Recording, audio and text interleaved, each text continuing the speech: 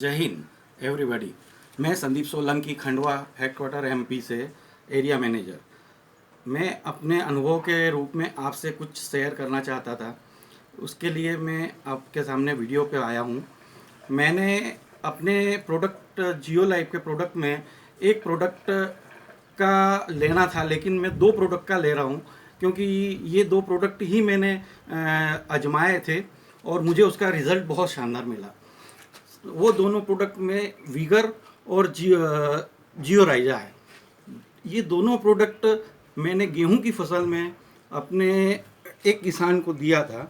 1 एकड़ में उस किसान ने मेरे कहने पर, उसके पास 5 एकड़ का गेहूं था, लेकिन उसने मेरे कहने पर 1 एकड़ का लेकर गया और गेहूं में डाला।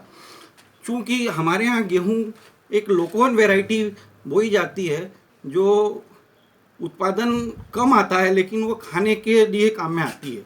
तो उस वैरायटी में मैंने उससे कहा था कि यह प्रोडक्शन भी अच्छा लाएगा और क्वालिटी बहुत प्यारी आएगी। तो उसने उस किसान ने क्या करा कि उसने 5 एकड़ की जगह पर 1 एकड़ का 5 एकड़ का पूरा प्लाट था, उसमें 1 एकड़ में डाला।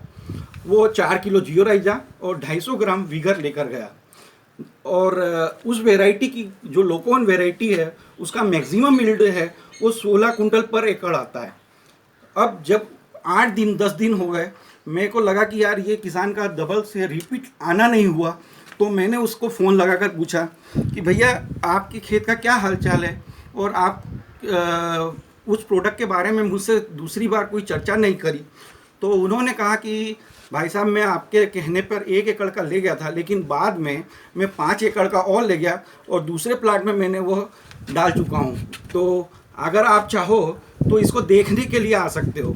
मैंने कहा उसमें क्या अंतर है? तो बोले नहीं, आप देखने आइए और उस देखने के बाद मेरे से बात करिएगा कि क्या अंतर है।